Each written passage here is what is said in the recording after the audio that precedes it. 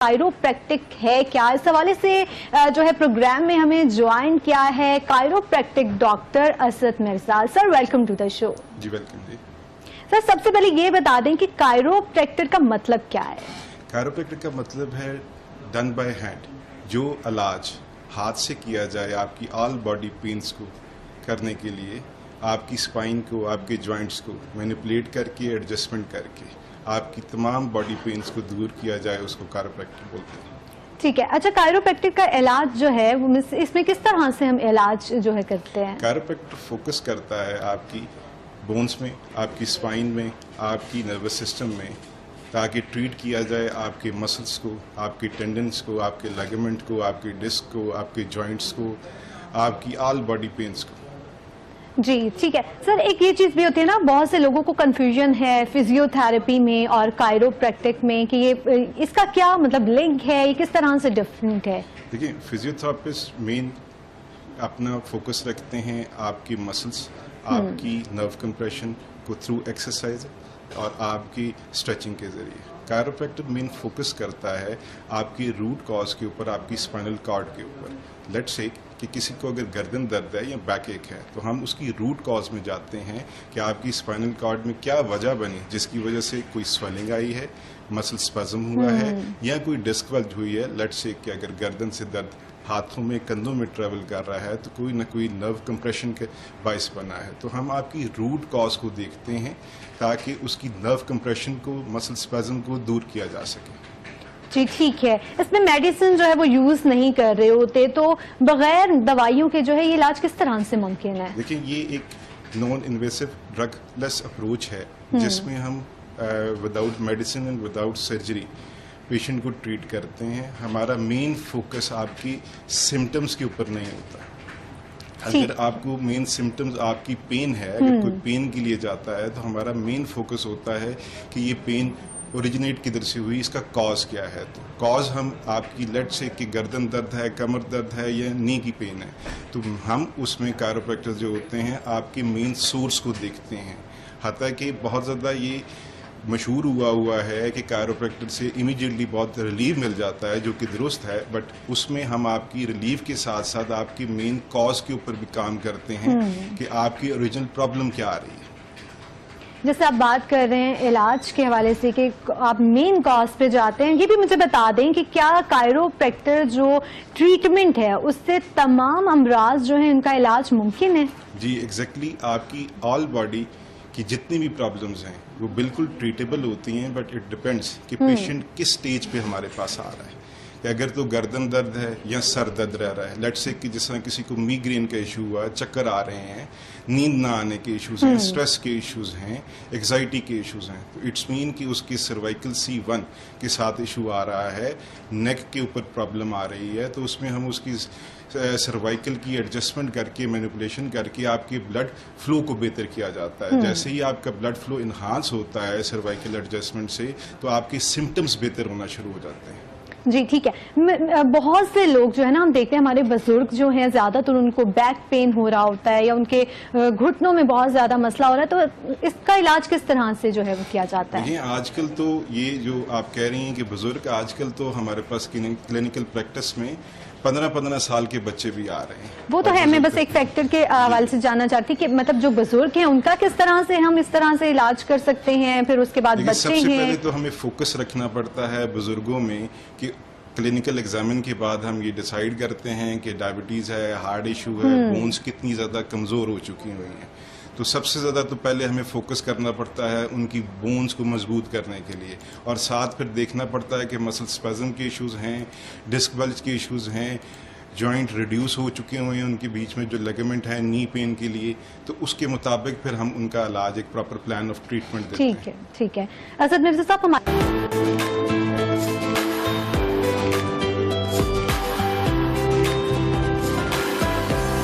Welcome back नाजरीन। Break से पहले हम बात कर रहे थे कि अद्वियात के बगैर इलाज किस तरह से मुमकिन है। डॉक्टर असद मिर्जा साहब हमारे साथ मौजूद हैं, लेकिन मसला यह कि पाकिस्तान में जो है 99% जितनी भी प्रॉब्लम्स हैं उनका इलाज पैनाडोल है। तो क्या पैनाडोल जो है वो वाकई ही इफेक्टिव है, या हम पैनाडोल से किस तरह से जान छुड़ा सकते हैं? सर बताइएगा।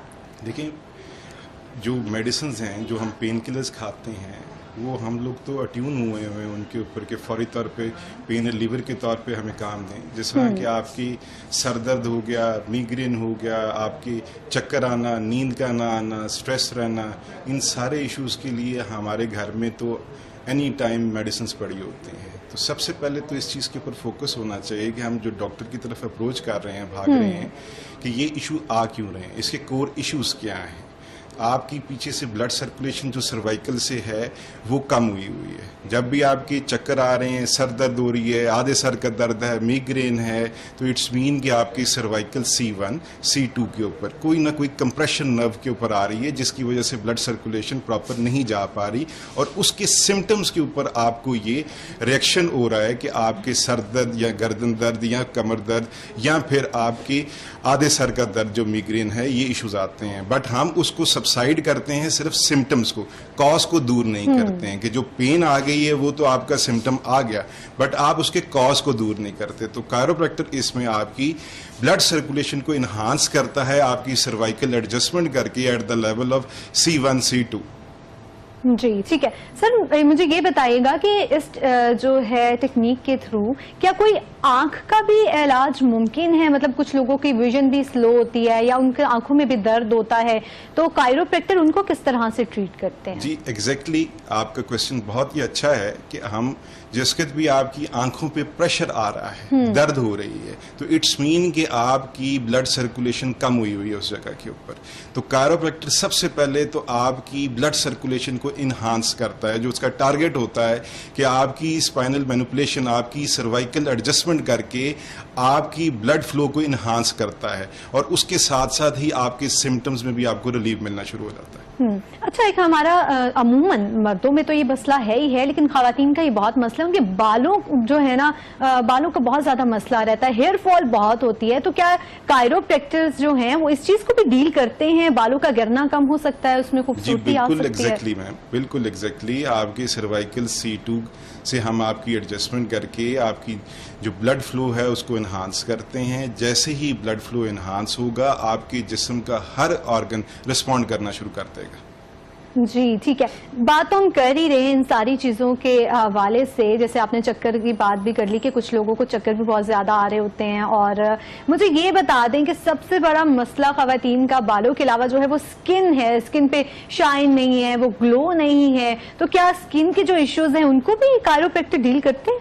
जी बिल्कुल एग्जैक्टली डील करते हैं। और आपके चेहरे पे जो खिंचाव रहता है, स्ट्रेस रहता है, आजकल तो 9 to 5 जॉब के ऊपर आपके चेहरे पे बहुत ज़्यादा खिंचाव, बट उसके साथ साथ हमें सबसे पहले ये देखना पड़ता है कि आपकी स्किन के ऊपर जो आप मेकअप वगैरह इस्तेमाल कर रहे हैं वो किस क्वालिटी का और कैसा है। बट उसके साथ साथ कायरो जो उसमें डील करता है वो आपकी ब्लड सर्कुलेशन, जैसे मैंने पहले अर्ज किया कि आपकी ब्लड सर्कुलेशन को इन्हांस किया जाएगा, साथ ही साथ C2 C3 की एडजस्टमेंट करके आपकी नर्व्स के अंदर फ्लो बेहतर करके आपकी स्किन के अंदर बहुत अच्छे फायदे मिल सकते हैं आपको। ठीक है। अच्छा, कुछ लोगों को ये भी मसला होता है, रात को सोते हैं और जब वो सुबह उठते हैं तो उनका जो फेस है वो स्वेल हुआ हुआ होता है। इसकी क्या रीजन है? कभी एक साइड स्वेल हुई हुई होती है या कभी पूरा ही फेस जो है वो स्वेल हुआ होता है, इसकी क्या रीजन हो सकती है? इसमें 2-3 रीजन आ सकती हैं। एक तो एडिमा किस वजह से हो रहा है, स्वेलिंग क्यों आ रही है, तो इसमें कुछ किडनी के पेशेंट्स भी हो सकते हैं, कोलेस्ट्रॉल के इश्यूज भी हो सकते हैं, but most probably on end of अगर आपके साथ ये रह रहा है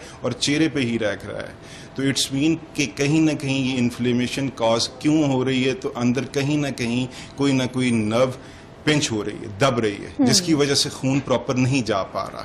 तो उसमें आपकी सर्वाइकल की ही एडजस्टमेंट करके हम at the level of C5 C6 आपकी स्वेलिंग भी रिड्यूस की जा सकती है। जी ठीक है। अच्छा, कुछ लोगों का ना कमर का टेढ़ापन बहुत ज्यादा होता है, उसको फिर किस तरह से ट्रीट किया जाता है?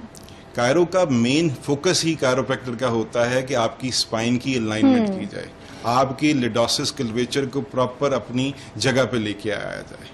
तो कायरो ट्रीटमेंट है ही इस चीज के लिए कि आपकी स्पाइन को प्रॉपर अलाइन रखा जाए, और आपका जो टेढ़ापन है, प्रॉब्लम यह है कि टेढ़ापन एक दिन में नहीं आ रहा। आजकल हम लोगों का जो पोस्चर है, बैठने का जो तरीकाकार है, हम ऑफिसेज में सिस्टम के सामने बैठ रहे हैं तो स्लाउजी ढीले होके बैठते हैं, कंधे गिरा के बैठते हैं, या टिल्ट होके अपनी हिप बाहर निकाल के बैठते हैं, तो हमारी स्पाइन के ऊपर प्रेशर आता है, जिसकी वजह से हमें स्ट्रेटनिंग ऑफ लंबर, स्पाइन के इश्यूज बहुत ज्यादा आते हैं। हम थोड़ा सा भी किसी के साथ मॉल में चल रहे हैं, फैमिली के साथ, ऑफिस में बैठे हैं, तो बैक एक या गर्दन दर्द फौरी आ जाती है। तो कायरो की यही स्पेशलिटी है कि वो आपके कॉज को ओरिजिनली दूर करता है, आपके पोस्चर को करेक्ट करता है, आपको गाइड करता है और आपके विटामिन को बूस्ट ऑन रखता है, ताकि अगर कोई भी आपको हल्का सा जर्क या कोई वजन उठा लें तो आपको स्पैज़म भी ना आए। डिस्क बल्ज तो दूर की बात है।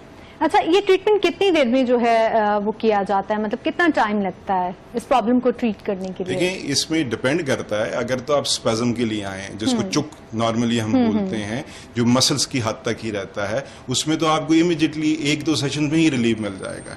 बट अगर आपको नर्व कंप्रेशन है, जिसको हम डिस्क बल्ज या हर्निएशन बोलते हैं, अगर नर्व कंप्रेशन आ गई है तो उसमें एज टू एज डिपेंड करता है कि अगर आपकी बिलो 40 है तो उसमें रिकवरी बहुत जल्दी आने के चांसेस होते हैं, और अगर आप ओल्ड एज में हैं, 60 साल की उम्र में, और ऊपर से डायबिटीज भी है, तो उन जैसे पेशेंट्स में थोड़ा सा टाइम लगता है, बट फिर भी ट्रीटेबल होते हैं। बट पेशेंट्स को मैं इस कदर आपके नाज़रीन को ये रिक्वेस्ट करना चाहूँगा इस चीज़ के ऊपर कि अपनी पेन को बर्दाश्त करने के बजाय अपने जो इलाज है उसको प्रॉपर फौरी तौर पे ट्रीट किया जाए, ना कि दर्द हम पेन किलर्स मेडिसिन खा खा के अपने गुर्दों को, अपने स्टमक को ख़राब कर लें और डॉक्टर के पास उस कद जाएं जिस कद आपका इलाज मुमकिन ना हो। जी, अच्छा, जैसे आप बात कर रहे हैं ना कि जो ट्रीटमेंट है इसको दिया भी जाता है, पेशेंट की भी आपने बात की कि डायबिटिक पेशेंट जो है उनका थोड़ा मुश्किल हो जाता है, जो लोग कैंसर से डील कर रहे हैं या फिर कुछ लोगों को जो है लीवर प्रॉब्लम है, हार्ट का प्रॉब्लम है, तो उनको किस तरह से फिर ट्रीट किया जाता है? उनके लिए इलाज जो है कारआमद है? देखिए, मैंने पहले अर्ज किया कि आपकी स्टेज होती है। अगर कैंसर हो चुका है, अगर आपको लिवर, हेपेटाइटिस ए बी के सिम्टम्स हैं, या अगर आपको जो हार्ट के इश्यूज आ चुके हुए हैं, ब्लॉकेज हो चुकी हुई है, तो उस कैटेगरी में तो पेशेंट हम ट्रीट नहीं कर पाएंगे, क्योंकि उसका जो प्रॉब्लम है बहुत ज़्यादा इन्हांस हो चुका हुआ है। अब उसके केसेस को कायरो डील नहीं कर पाएगा। बट अगर आप इनिशियल फेजेस जो बॉडी पेन्स के लिहाज से है, आप पेन किलर्स के ऊपर हैं, जिस तरह आपने अभी बताया लिवर जो है, यही लिवर जो मैं बता चुका हूँ कि डैमेज करते हैं हम हर तरह की पेन किलर्स खा खा के। तो आप पहले उस चीज़ का क्योर करें, आप इलाज को पहले फॉलो अप कीजिए, ना कि जिस वक्त आप ट्रीटेबल ना रहें तो उस वक्त आप डॉक्टर्स के पास जाएं।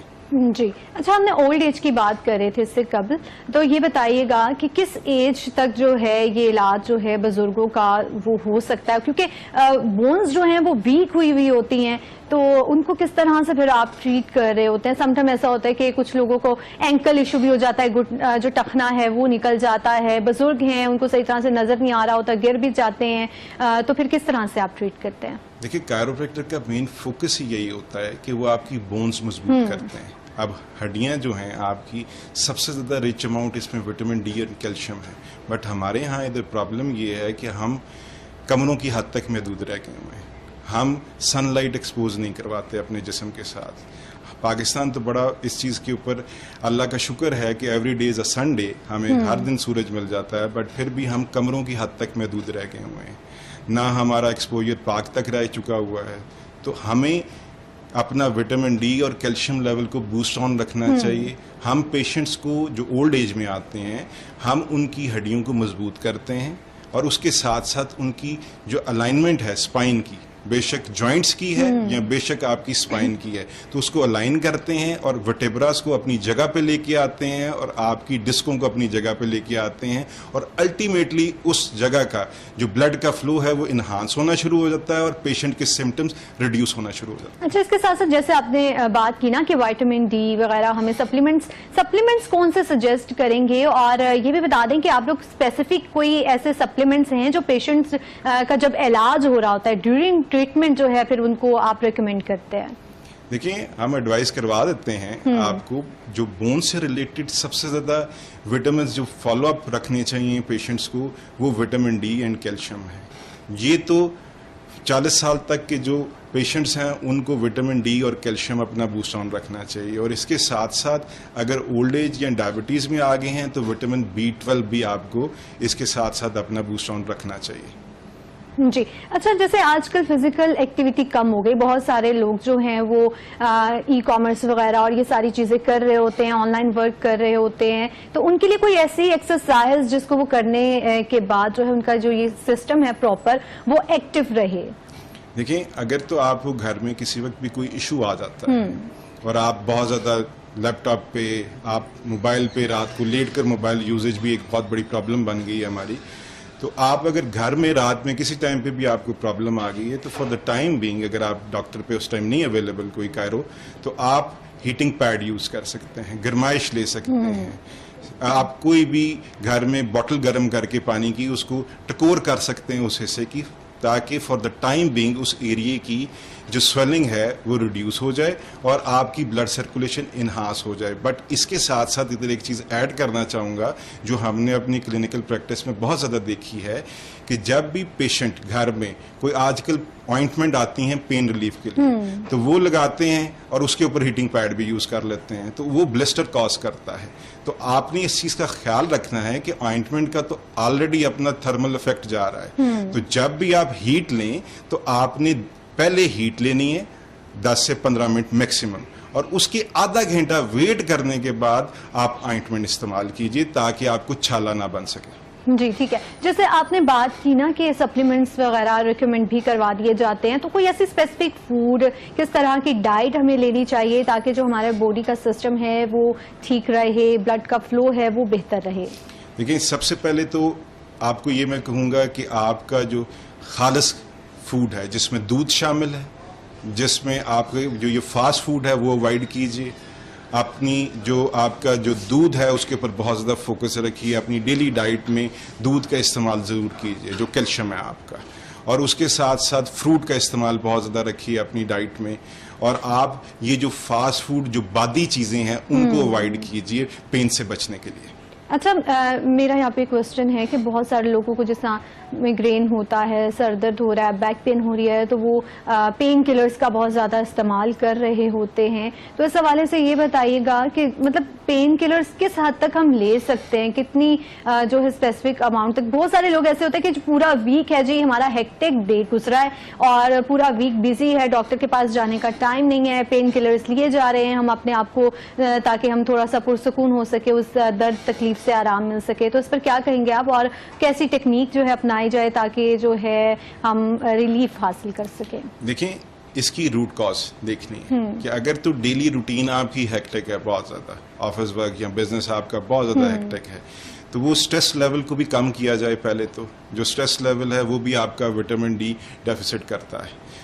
बट जो मेन क्वेश्चन है आपका कि अपनी रूटीन को आप लोग घर में कैसे मेंटेन कीजिए कि ताकि आपको ये पेन्स ना आए। जैसे कि मैं पहले बता दिया कि अगर तो आपको पेन्स आ रही हैं तो आप हीटिंग पैड यूज कर सकते हैं, बट आपको अपनी हेल्दी डाइट और सुबह के टाइम वॉक अपनी शेड्यूल कीजिए, नेचर ऑफ लॉ को अपनाइए ताकि ये जो बॉडी पेन्स हैं, हेक्टिक है, ये आपकी रूटीन इजी हो जाए और आप नॉर्मल लाइफ गुजार सकें अपनी। जी, ठीक है। अच्छा, और मजीद कुछ टिप्स जो है नाज़रीन को अगर आप दे दें डेली लाइफ रूटीन के लिए, ताकि जो है वो उसको फॉलो करते हुए बेहतर जो है लाइफ को अपनी गुजार सकें और इस तरह की जो प्रॉब्लम्स हो रही हैं उनको भी डील कर सकें? देखिए नाज़रीन, मैं आपको यही गाइड करूंगा कि अपनी हेल्दी फूड को अपनाइए, अपनी वॉक को डेली रूटीन में रखिए, अपनी स्किन को सूरज के साथ एक्सपोज कीजिए, दूध का इस्तेमाल कीजिए और पेन किलर्स को जितना मैक्सिमम अवॉइड कर सकते हैं। Once in a blue moon तो समझ आती है कि आपको कोई पेन हुई और आपने पेन किलर ले ली, बट अगर आप डेली रूटीन में ही इस प्रैक्टिस में आ गए हैं तो इनिशियली पहले तो आप अपना लिवर खराब करेंगे, फिर अपनी किडनीज खराब करेंगे। तो फोकस रखिए अपनी स्पाइन को अलाइन करने के लिए ताकि आपका जो ब्लड सर्कुलेशन है, असल में आपकी जो बॉडी की ब्लड सर्कुलेशन है उसको प्रॉपर रखिए ताकि आपके जो ये बॉडी पेन्स के इश्यूज हैं वो मत आएं, और उसके साथ साथ अपने विटामिन लेवल्स को बूस्ट ऑन रखिए। ठीक है, डॉक्टर असद मिर्जा हमारे साथ मौजूद थे। सर, बहुत